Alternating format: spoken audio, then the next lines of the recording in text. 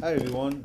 In the last video we looked at setting up the user interface for our Deep Blue Sea quiz app, and so we added all of these user interface elements and we actually connected them to our view controller in order to interact with them in the future.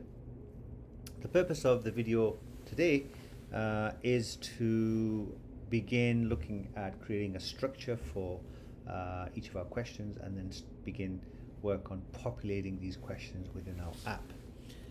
One of the things I forgot to mention in the last app was that each question actually needs a question text. So if you go back to the table here, each question will also have question text, and we have not accommodated for that within our app here. So what we're going to do is, quite simply, we'll just add a label. And what I'm going to do is I'm just going to add this label to this on the top of this image. Okay, and we can play about with this later on. Right now though, what I'm going to do is change this to 0 lines because we want it to span multiple lines. Some of these questions are quite long, and at the same time we want to rather than truncating the tail, meaning chopping off the end of the sentence, we want to say wrap onto the next line. And then at the same time we want to change the background. Let's just give it a white color so it just stands out. Okay, by no means is this perfect. We'll still need to play around with the user interface. However, this is just something right now, quick thing that we can actually get done. The next thing we want to do is we want to create an outlet for this. Okay, so what we're going to do here is we are going to control drag this and maybe just drag it anywhere here, but let's just drag it to the end here, and then we'll say this is going to be the question label, question text label. Okay, and that's going to be done. Okay, excellent. Just get rid of that extra space there. Okay, so now we've kind of accommodated for that. Obviously, you can see here the padding, meaning that the spacing between the left side of this label and where the actual text starts, there's no breathing room really, and that's something that we'll need to take a look at when we actually modify this in the future.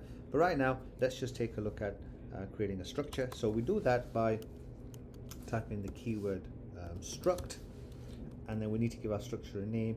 And up until now you've been using lower camel case for all variables and any kind of naming that you've been doing.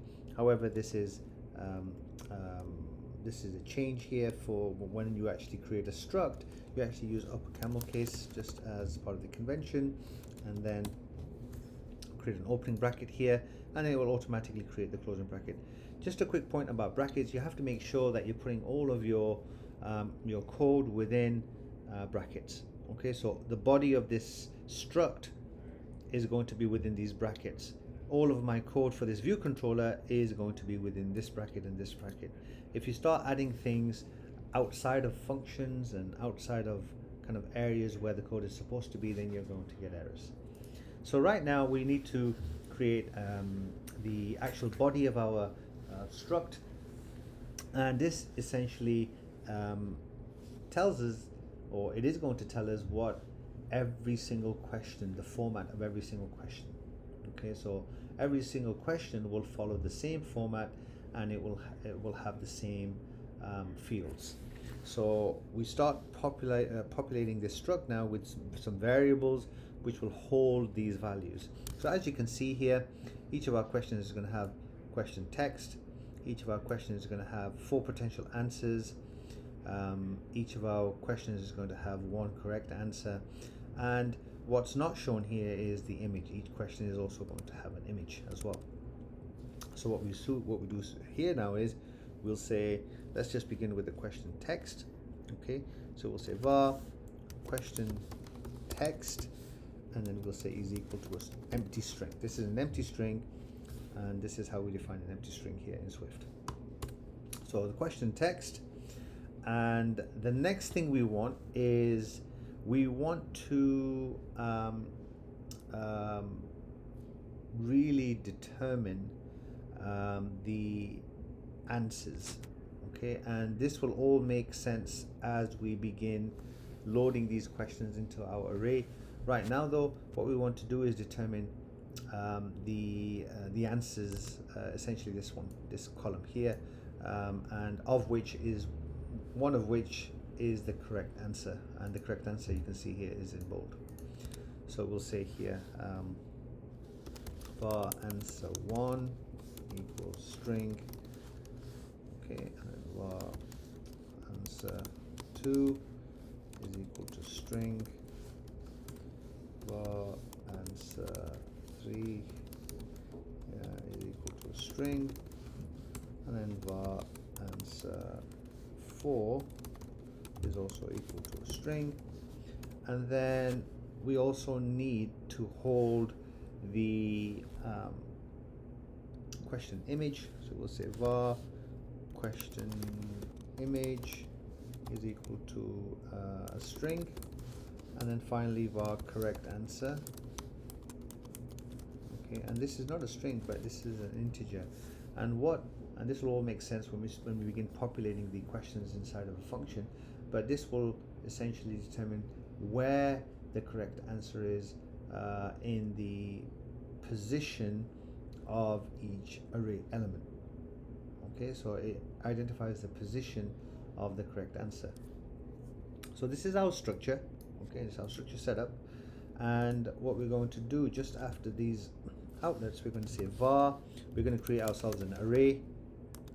So this is an array of questions, and we'll say this is equal to, and then normally an array starts off with a square bracket, and then inside this we're going to add our question. Okay, so this is an array. This is an array of question objects. Okay, question objects. So each element within our array is going to follow this structure. Okay, so now that is done, and now what we do is we start creating a function. Now this function is going to have the content. It's going to include the content of our actual questions. Okay, so all of these things that you can actually see, the content is going to be populated within this function. And one of the things, again, just a reminder that you need to make sure when you create a function that all of your code, whether you're creating a button, which is also essentially a function, right? It's an IB action, but essentially it's a function. All of your code is within the bracket. So we say here, we create a function using the func keyword. So a function, we give it a name, and this function is going to be called load questions. We're not passing any parameters inside these brackets. Okay, so we're just going to leave that empty, a space, and a curly bracket here, and then press enter, and it will automatically add the second one for you.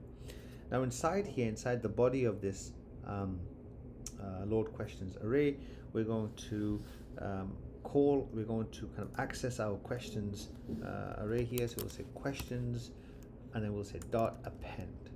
Okay, so what we're doing is we're adding something to the array here, and then inside here we'll have opening bracket, and then we're going to begin with question. Okay, this is the question struct. This S here is the struct. So we'll say question, then open up the bracket, and you can actually see here all of the fields that need to be populated for each question. So anywhere it says string, you need to use double quotations, and obviously the integer, you don't need to use a quotation here. So let's just begin populating one of our questions. So our question text, this is 1, copy that, and then paste that in there. The answers, so it's over 5. Here it is. Over 20, that's the next answer. Okay, answer 2. And then over 50. Now obviously this is the correct answer because it's in bold, so we'll come back to this. Answer 4 is over 70. Okay, here. And then the question image, if you recall, each of the question images have been named with a number. Now this was in order to make it easier for you just to remember which image corresponds with which question. So it's kind of easy to remember image 1 is question 1, image 2 is question 2, rather than give each image a random name. Okay, it kind of makes sense that way. So we say here question image, it's a string again, so we say 1, and the correct answer is the number now. So what we need to do is determine where the correct, first of all determine what the correct is. So what the correct answer is, the correct answer is over 50, and then determine where in this array element right, where in this array element this answer kind of lies. So we'll say here, if you recall, arrays are all zero based, so the indexing of an array begins at 0. So this is our first element in the list, the question text, which is 0. This is 1, this is 2, and then this is 3. Okay, so you can see here over 50 is the answer, and that is 3.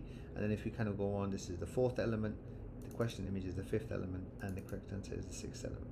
Okay, so 0, 1, 2, and then 3. Okay, so over 50 is the third answer, so we'll say here 3. Okay, there's no quotations here because it's an integer, and that is one question done. Let me show you once again how to do another question. So we're going to say here, we'll say questions.append, and then we'll say question. Okay, and then we'll just access this.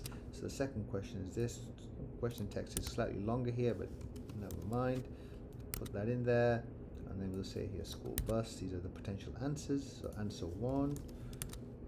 Okay, you have to make sure that you're putting these answers in the correct place within the array element here. The second, and that's the third, and this is the fourth.